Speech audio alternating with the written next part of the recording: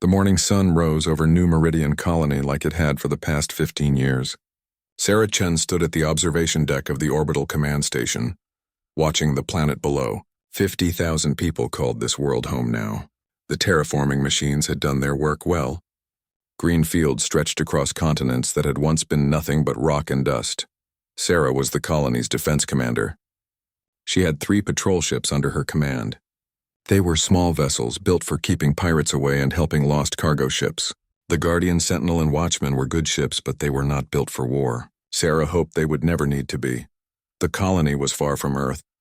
It took 6 months for messages to travel between New Meridian and human space.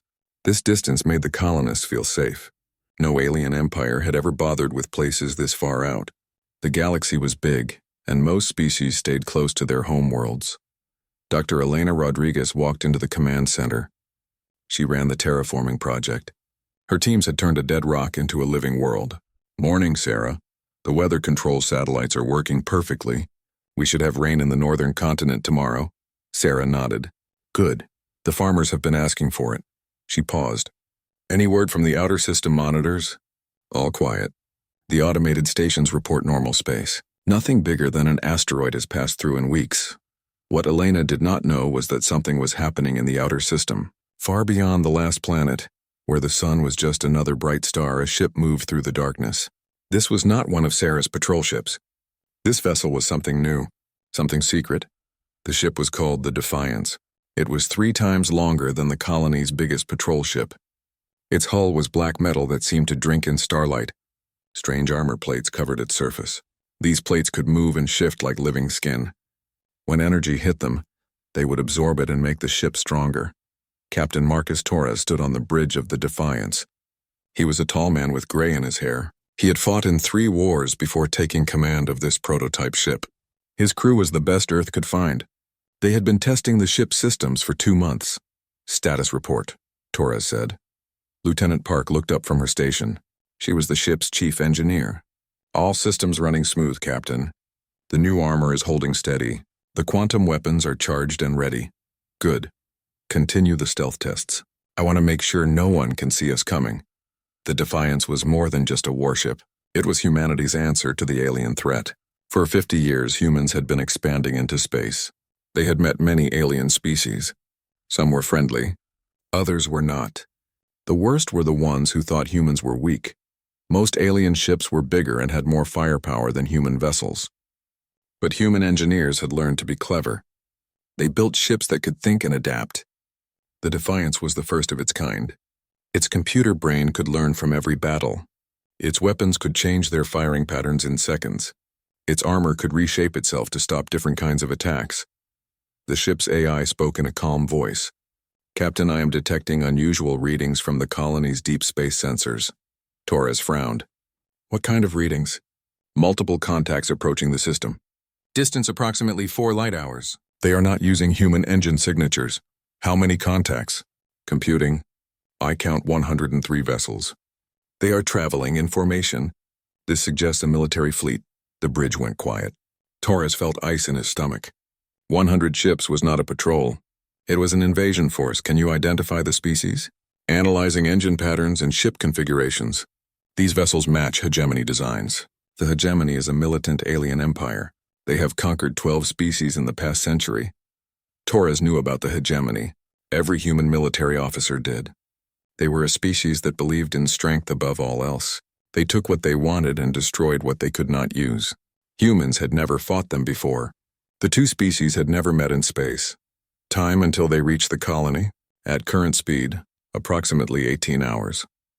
Torres made a decision that would change everything. "Lieutenant Park, send a coded message to the colony. Tell them we have company coming." "Sir, that breaks our mission parameters. We are supposed to maintain radio silence." "The mission parameters did not include an alien invasion fleet. Send the message." Back at New Meridian, Sarah Chen received the coded transmission. She read it 3 times before she believed it. 100 alien warships were coming to her colony. Her 3 patrol ships would last maybe 5 minutes against a force like that. She called an emergency meeting with the colony council. Dr. Rodriguez was there, along with Mayor Harrison and Security Chief Williams. Sarah told them about the message. How do we know this intelligence is accurate? Mayor Harrison asked. He was a thin man who liked to think problems would go away if ignored long enough. The message came from a military source. I cannot tell you more than that. Sarah could not reveal the Defiance's existence. Even now, that information was classified above her level. Dr. Rodriguez spoke up.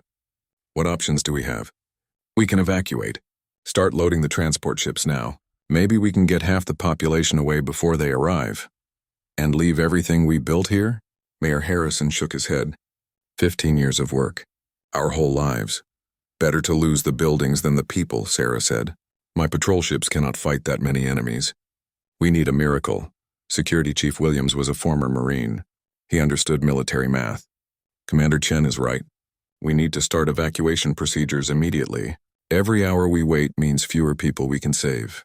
The meeting ended with a plan. They would begin evacuation immediately but quietly.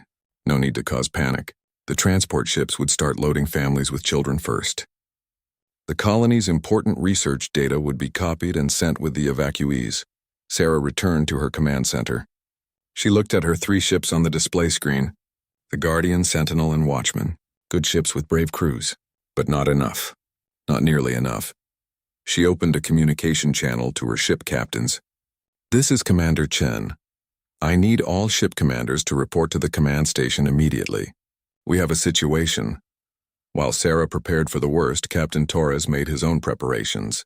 The Defiance was humanity's most advanced warship, but it was still just one ship. One ship against 100. Lieutenant Park, I want all weapon systems checked and double-checked. Run diagnostics on the armor plating. Make sure the quantum torpedoes are loaded. Yes, sir. Captain, what are our orders? Torres looked at the star charts. New Meridian was just a small dot of light, but 50,000 people lived there. 50,000 humans who had never done anything wrong except choose to live far from home. Our orders are to protect that colony, Lieutenant. No matter what it takes. The Defiance changed course, heading toward New Meridian. Behind them, the hegemony fleet continued its approach. War was coming to the outer rim, and humanity was about to show the galaxy what humans could do when pushed too far. In 18 hours, everything would change. The hegemony fleet emerged from hyperspace like a storm made of metal and fire. War Commander Thektar stood on the bridge of his flagship, the World Render. He was 8 feet tall with skin like gray stone and eyes that glowed yellow in the dim light. The World Render was a massive ship, 5 miles long and armed with enough weapons to crack a planet's crust. Report, Thektar commanded. His voice was deep and harsh. We have arrived at the target system, War Commander. Sensors detect one inhabited planet with approximately 50,000 life forms. The species appears to be human. Thektar's mouth opened in what his species called a smile. It showed rows of sharp teeth. Humans, I have heard of them. They spread through space like insects, claiming worlds that do not belong to them. The hegemony had been expanding for 300 years. They conquered weaker species and made them slaves. Any world that had useful resources became hegemony property. The beings who lived there had 2 choices, serve or die. What defenses do they have? Thektar asked, scanning now. I detect 3 small patrol vessels. No orbital defense platforms. No military stations. This will be an easy conquest, War Commander. Thektar was disappointed. He had hoped for a real fight. His warriors had been in space for 6 months traveling to this distant system. They wanted to test their weapons on something more challenging than mining equipment. Signal the fleet. Standard conquest formation. Destroy their patrol ships first, then eliminate their orbital facilities. Give the humans 1 hour to surrender after that. The hegemony fleet moved forward. 103 warships spread out in perfect formation. Each ship was larger than anything the humans had. The smallest hegemony destroyer was twice the size of the colony's biggest patrol ship. At New Meridian, alarms were ringing. Sarah Chen watched the enemy fleet approach on her screens. The alien ships were still hours away, but she could see them clearly now. There were so many of them. Commander, the transport ships are loading as fast as they can, reported Lieutenant Hayes. But at this rate, we can only evacuate about 20,000 people before they arrive. Sarah's heart sank. That meant 30,000 would be left behind. 30,000 people who would die because she could not protect them. What about the patrol ships? She asked.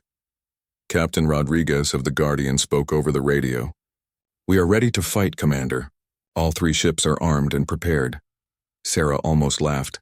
but it would have been bitter laughter. 3 patrol ships against 100 warships. It was like bringing a knife to a tank battle. Captain Rodriguez, I want you and the other ships to escort the transport vessels. Get our people to safety. With respect, Commander, our job is to defend the colony. You cannot defend the colony against that many ships. The best thing you can do is save lives. Sarah cut the communication before Rodriguez could argue. She turned to Hayes. Get me a channel to whoever is commanding that prototype ship. Hayes looked confused. What prototype ship, Commander? The one that sent us the warning message. There has to be someone out there. On the Defiance, Captain Torres received Sarah's transmission. He had been expecting it. This is Commander Chen of New Meridian Colony Defense. I do not know who you are, but thank you for the warning. Can you assist with evacuation? Torres looked at his crew.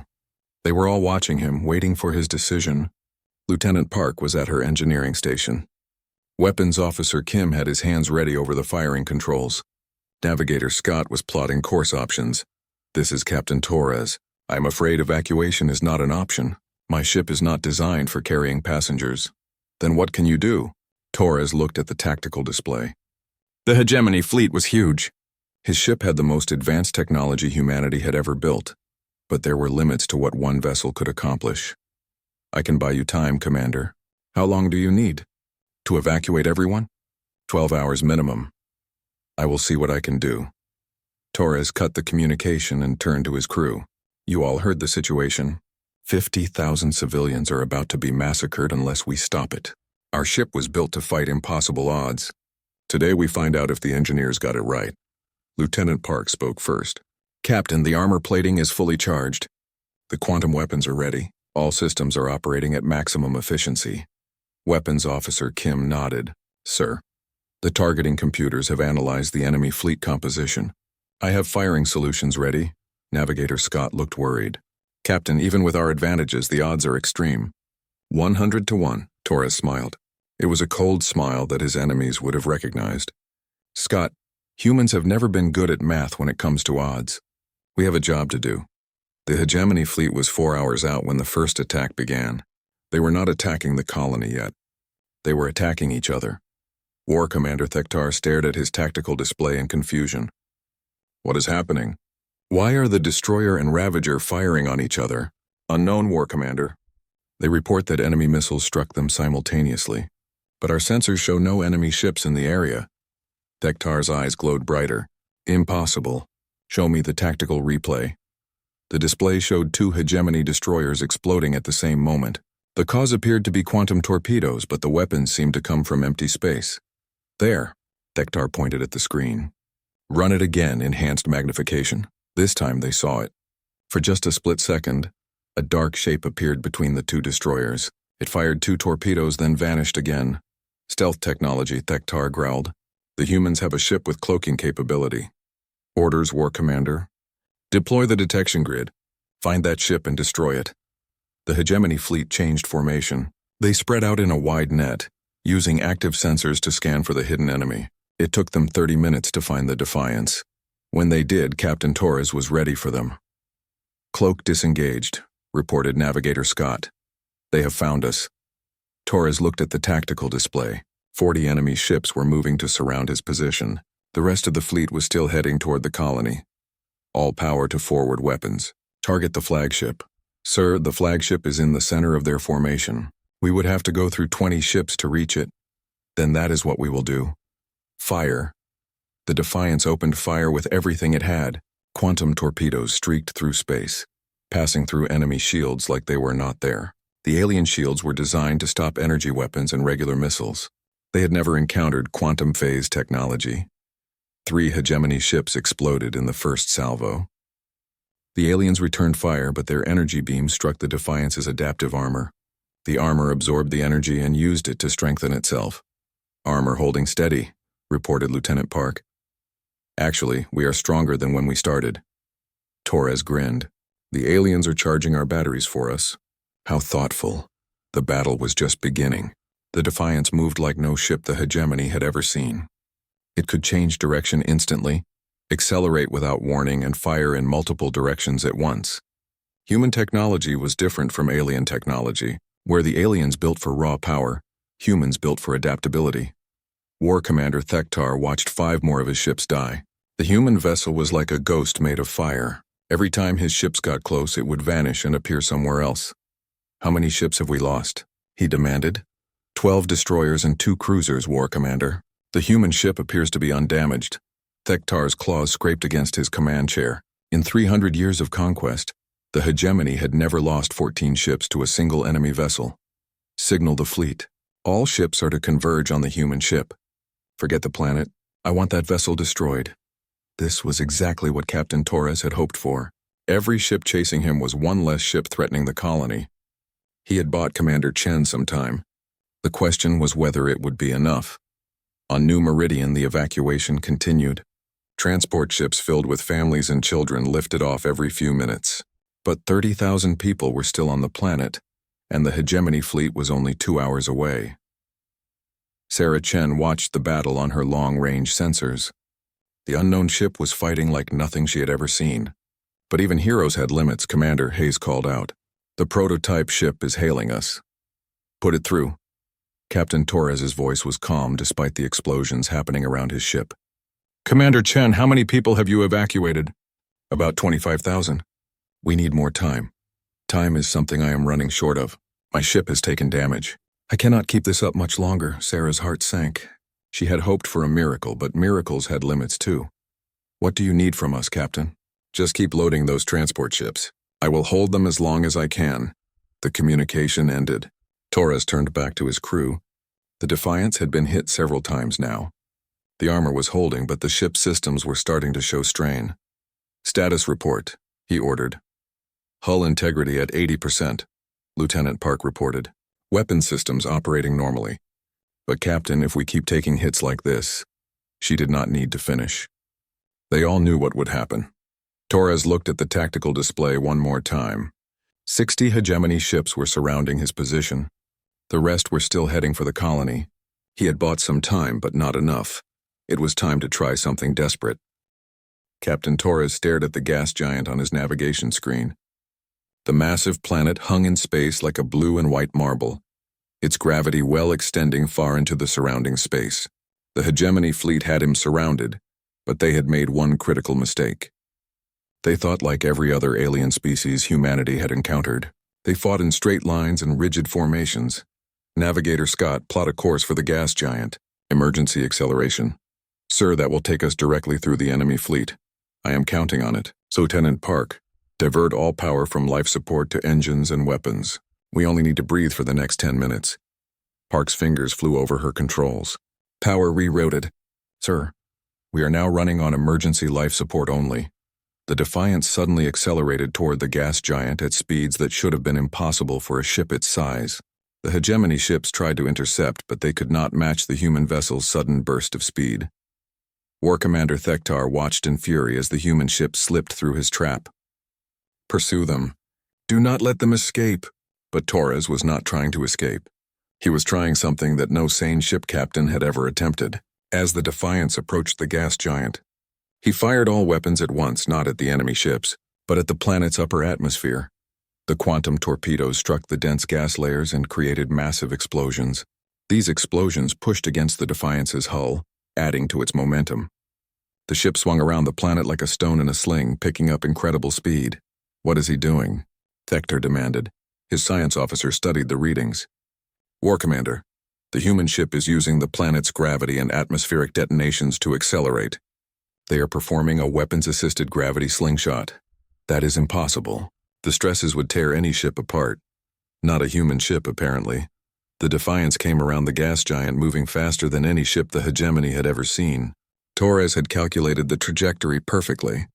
His ship was now heading directly toward the rear of the alien fleet, the ships that were still moving toward New Meridian. "All weapons, target the engine sections of the enemy ships. Fire as we pass." The Defiance streaked through the hegemony formation like a bullet through paper. Its quantum torpedoes and energy weapons struck 12 ships in rapid succession. But these were not random hits. Torres had targeted each ship's engine room with surgical precision. The alien ships did not explode. They simply stopped moving. Their engines were destroyed, leaving them drifting helplessly in space. "Magnificent," whispered Weapons Officer Kim. Captain, that was brilliant. But Torres was not finished. Scott, bring us around for another pass. This time target their weapons systems. The hegemony fleet was in chaos. Half their ships were chasing the Defiance around the gas giant. The other half were trying to continue toward the colony while protecting their disabled vessels. Their perfect formation had collapsed into confusion. War Commander Thektar had never seen anything like it. How can one ship cause so much damage? War Commander, the human vessel uses tactics we have never encountered. They do not fight like any species we have conquered. Then we will adapt. Signal all ships. Ignore the disabled vessels. All functional ships are to continue to the planet. Let the human ship play games. We will complete our mission. This was exactly what Torres had feared. The hegemony commander was smart enough to split his forces. 40 ships were still heading toward New Meridian, while 60 ships continued to hunt the Defiance. Lieutenant Park, how are our systems holding up? Armor integrity down to 60%, Captain. The slingshot maneuver put enormous stress on the hull. Weapon systems are functioning, but we are running low on quantum torpedoes. Torres did some quick math. 40 ships were still moving toward the colony. Even with his ship's advantages, he could not stop them all. He needed to do something that would make the hegemony commander recall those ships. Scott, set course for the enemy flagship. Sir, the flagship is surrounded by 20 ships. I know. That is why we are going after it. Back on New Meridian, Commander Chen watched the tactical display with growing hope. The mysterious human ship had somehow disabled 12 enemy vessels and scattered their formation. But 40 ships were still coming, and they would arrive in less than 2 hours. How many people have we evacuated now? She asked. 35,000, Commander. We are getting close. And the remaining 15,000? Lieutenant Hayes looked uncomfortable. The transport ships are at maximum capacity. We would need at least 3 more hours to evacuate everyone. Chen closed her eyes. 15,000 people. Men, women, children. Families who had come to New Meridian to build new lives. She had sworn to protect them, but her 3 patrol ships were no match for 40 alien warships. Commander, Hayes said quietly, Captain Rodriguez is asking for permission to engage the enemy fleet. Chen opened her eyes. Rodriguez and the other patrol ship captains wanted to fight. They knew they would die, but they wanted to try anyway. It was a human thing to do. Tell Rodriguez to continue escorting the transports. Those people need protection more than we need heroes. But even as she said it, Chen knew that sometimes heroes were exactly what you needed. In space, the Defiance was making its run at the hegemony flagship. Torres had used every trick he knew to get this close. His ship had taken heavy damage, but its adaptive systems were still functioning. Distance to target 200 kilometers and closing, reported Scott. War Commander, the hegemony science officer called out. The human ship is on a direct course for us. Thektar studied his tactical display. The human vessel was coming straight at his flagship, ignoring the 20 ships trying to stop it. Either the human captain was insane or he had a plan. All ships concentrate fire on the human vessel. Destroy it before it reaches us. Energy beams and missiles filled the space around the Defiance. The ship's armor absorbed what it could, but some attacks got through. Warning lights flashed on the bridge as systems began to fail. Hull breach on Deck 7, Park reported. Sealing emergency bulkheads. Weapon systems still online. Distance to target 50 kilometers, Scott announced. Torres could see the hegemony flagship growing larger on his screen. The world render was massive, covered with weapons and armor, but it was also old-fashioned. It was built for long-range combat, not for dealing with an enemy ship that got in close. All weapons target the flagship's bridge section. Fire! The Defiance unleashed everything it had left. Quantum torpedoes and energy beams struck the world render's forward section. The alien ship's shields flared and died. Its armor cracked under the assault, but the flagship was too big to kill with one attack. It returned fire with weapons designed to destroy planets. The Defiance was thrown backward by the force of the impact. Major damage to all decks, Park reported. Armor integrity down to 30%. Life support failing. Torres pulled himself up from the deck. Blood ran down his face from a cut on his forehead. Around him, his crew was doing the same thing. They were hurt but not beaten. Status of the enemy flagship? Kim checked his sensors. Heavy damage to their bridge section. But they are still operational. Torres looked at the tactical display. His ship was badly damaged. The hegemony fleet was closing in from all sides. and 40 enemy ships were still heading toward New Meridian. But he had one more card to play. Scott, do we still have navigation control? Yes, sir. But Captain, where can we go?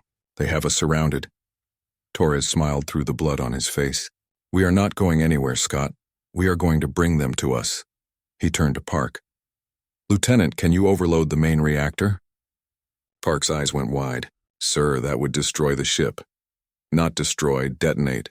I want to turn our reactor into the biggest electromagnetic pulse bomb in human history. Captain, Kim said quietly. That would disable every ship within 1,000 kilometers.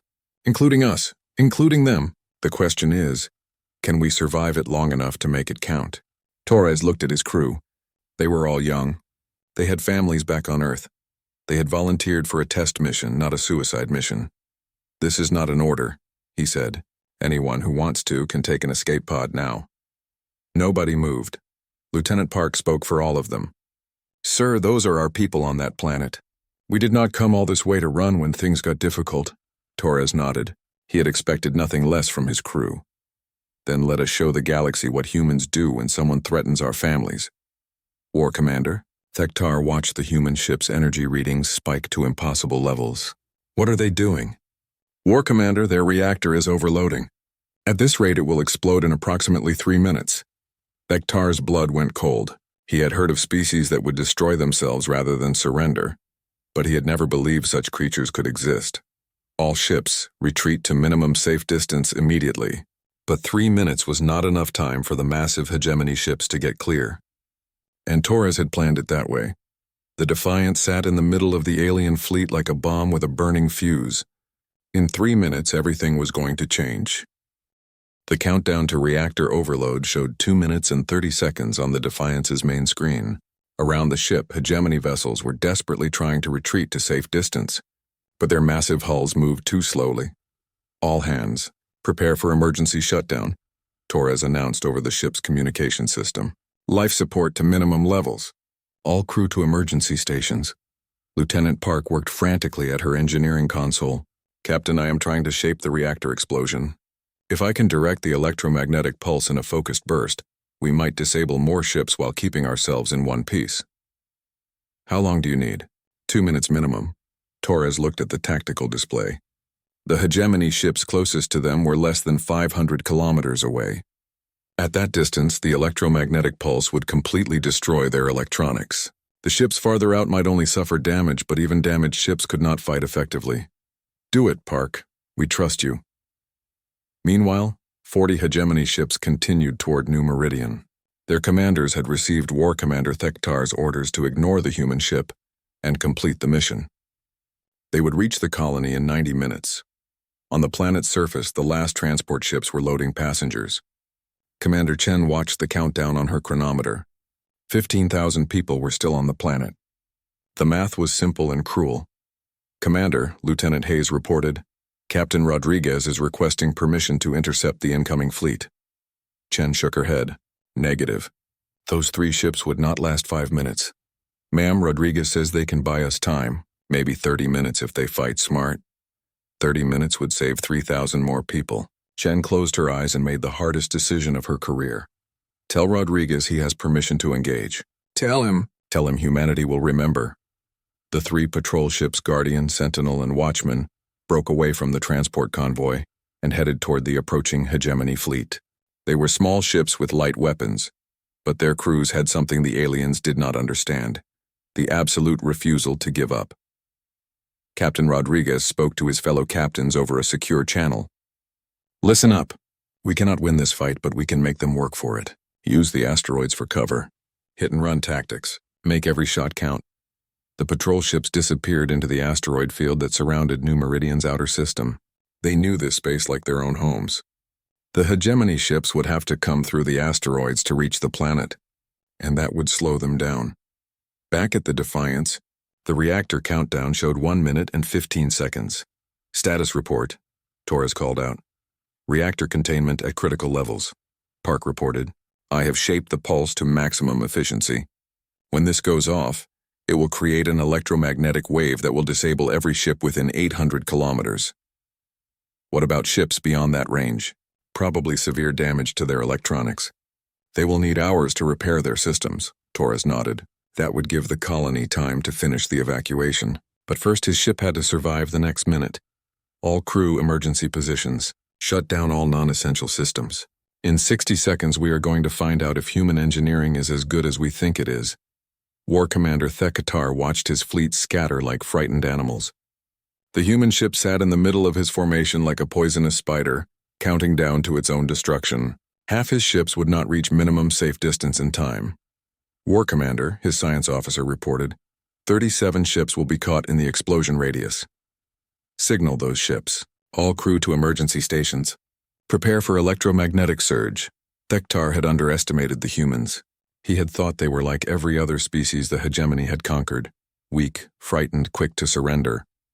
Instead, they fought like creatures possessed.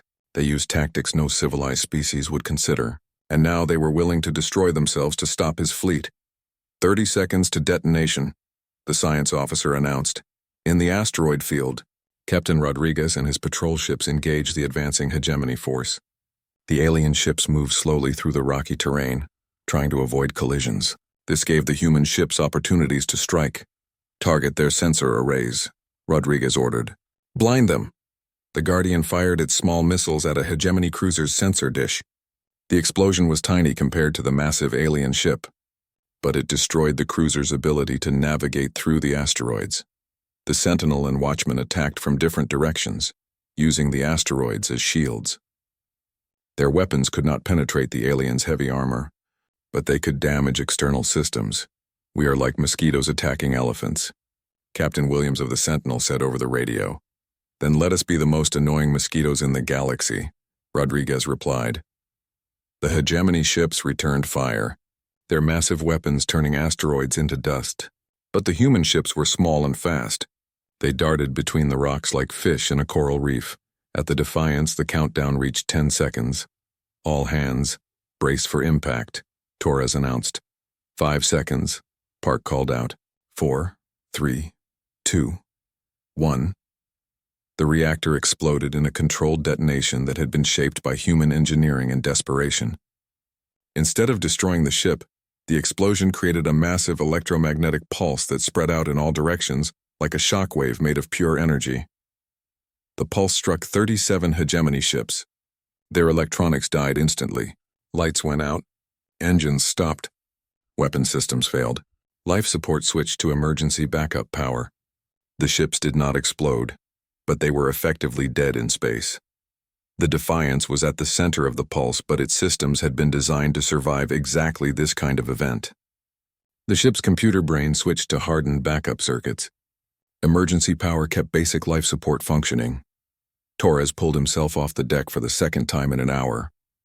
The bridge was dark except for a few emergency lights. Smoke filled the air and he could hear alarms ringing throughout the ship. Status report, he called out. Main power offline, Park reported. Her voice was weak but determined.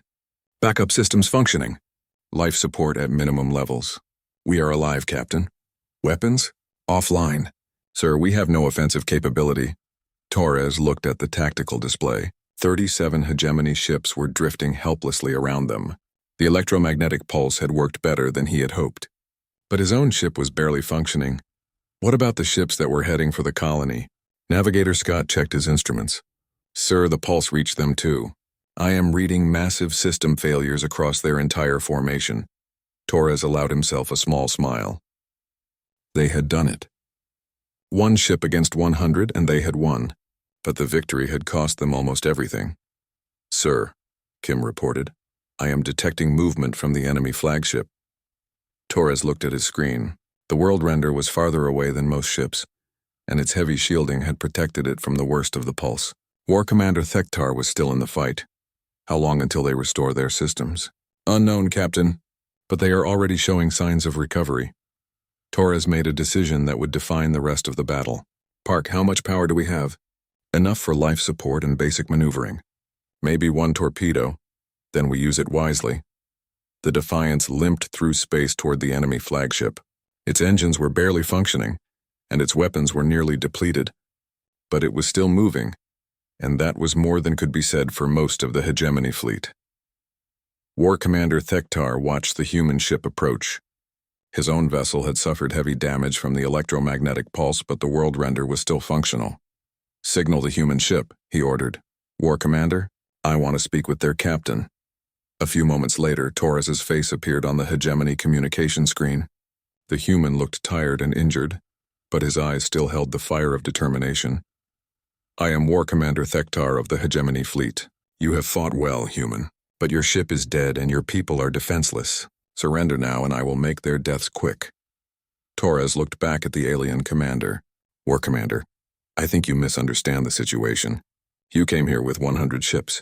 How many do you have left?" Thektar checked his tactical display. The truth hit him like a physical blow. Of his 103 ships, only 12 were still fully operational. The rest were either destroyed or drifting helplessly. "Impossible," he whispered. "Very possible," Torres replied. "And now you are going to learn what happens when someone threatens a human colony." The Defiance fired its last quantum torpedo. The weapon struck the world render's already damaged bridge section. This time, the explosion was enough to finish what the earlier attack had started. War Commander Thektar's last thought was that he finally understood why the hegemony had never encountered humans before. It was not because humans were weak or unimportant. It was because anyone who fought humans this hard usually did not survive to tell about it. In the asteroid field, Captain Rodriguez watched 40 hegemony ships drift helplessly through space. The electromagnetic pulse had reached them just as they were entering the asteroid field. Now they were blind, powerless, and trapped among the rocks. "This is Captain Rodriguez to New Meridian Control. The immediate threat has been neutralized." Captain Torres floated in the emergency escape pod, watching the stars spin slowly past the small window. The pod's life support would keep him alive for another 6 hours. That should be enough time for the rescue ships to find him. The Defiance was gone. After firing its last torpedo at the Hegemony flagship, the ship's remaining systems had finally failed. Torres and 8 other survivors had barely made it to the escape pods before the vessel lost structural integrity. "Captain," Lieutenant Park's voice came over the pod's communication system. She was in another pod nearby. "I am reading multiple contacts approaching our position." Torres checked his scanner. 3 ships were moving toward them. For a moment he worried that some hegemony vessels had survived, but then he recognized the engine signatures. "Those are our patrol ships, Rodriguez and his people." The Guardian was the first to reach them. Captain Rodriguez's voice filled the escape pod. "Captain Torres, this is Rodriguez. We are here to take you home." "Good to hear your voice, Rodriguez. What is the status of the colony?" "All 50,000 people evacuated safely. Commander Chen sends her thanks. She also wants to know what the hell kind of ship you were flying out there." Torres smiled weakly. "The future, Rodriguez. I was flying the future." 2 days later, Torres sat in the medical bay of the Guardian while a doctor checked his injuries. The cuts and bruises would heal, but his ship was gone. The prototype that had taken 5 years to build was now scattered debris floating around New Meridian. Commander Chen entered the medical bay. She was a small woman with gray hair and tired eyes, but those eyes held a new respect when she looked at Torres. "Captain, I owe you a debt I can never repay." "You do not owe me anything, Commander. I was just doing my job." "Your job was to test a prototype ship. What you did was save 50,000 lives." Torres thought about his crew. Park was in the medical bay 3 doors down, recovering from a broken arm.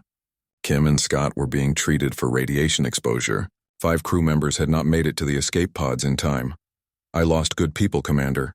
You saved everyone else. Do not forget that." Chen sat down in the chair next to his bed. "The Hegemony fleet is gone. Completely destroyed. But there will be questions. High Command will want to know what happened here. Let them ask. The Defiance proved that human technology can stand against any threat. Is that what you will tell them?" Torres looked out the medical bay window. New Meridian hung in space like a blue and green jewel. 50,000 people lived on that world because one ship and its crew had refused to run when things got impossible. I will tell them that humans do not surrender. I will tell them that when someone threatens our people, we fight back with everything we have. And I will tell them that we need more ships like the Defiance. Chen nodded. The preliminary reports are already being sent to Earth. I think High Command will be very interested in building more ships like yours. 6 months later, Admiral Morrison stood in the shipyard above Mars. watching the construction of 12 new battleships. Each one was based on the Defiance's design, but improved with lessons learned from the Battle of New Meridian. Captain Torres stood beside him.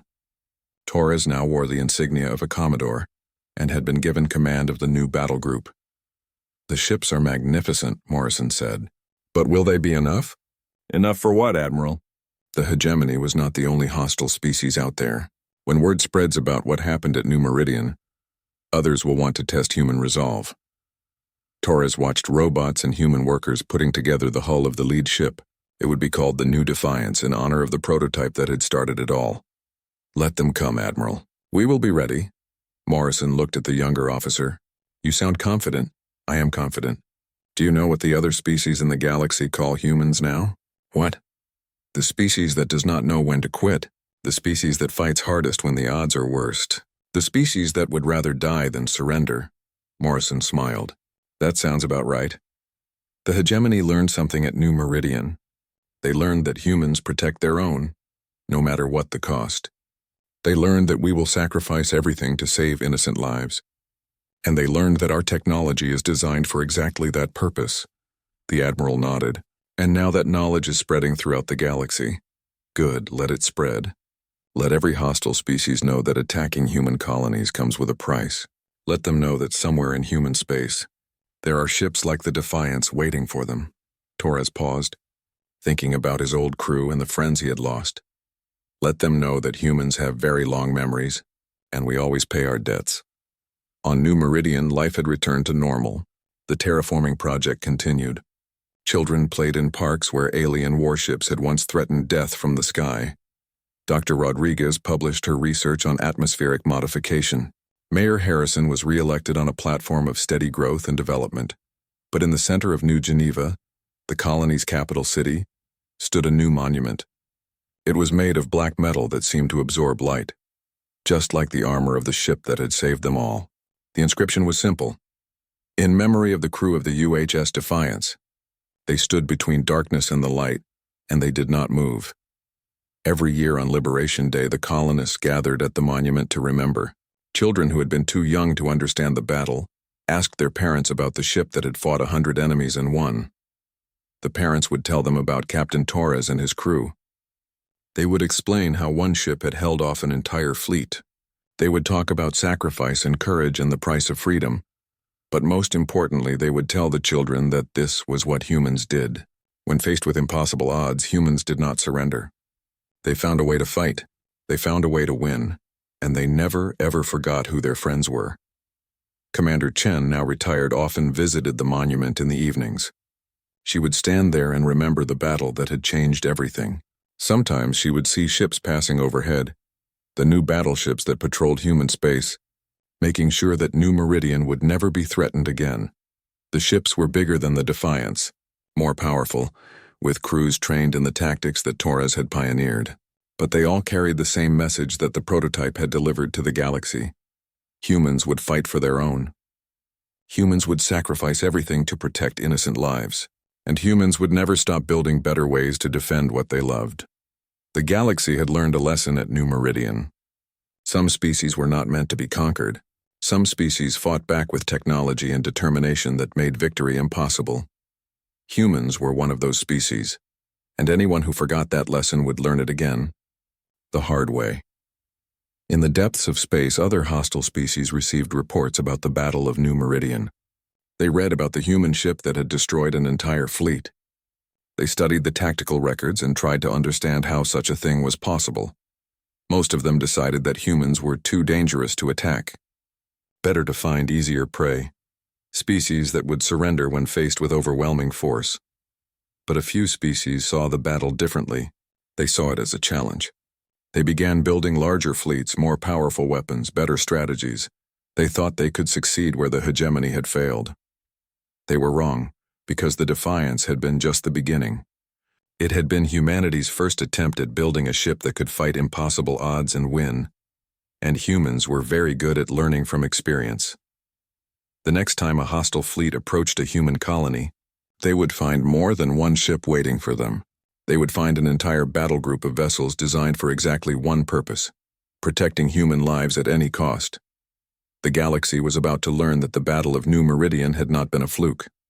It had been a promise that humans would always fight for their own, a promise that humans would never surrender, and a promise that anyone who threatened human families would face the full fury of a species that had spent thousands of years learning how to survive against impossible odds. The age of human expansion was just beginning, and the galaxy would never be the same.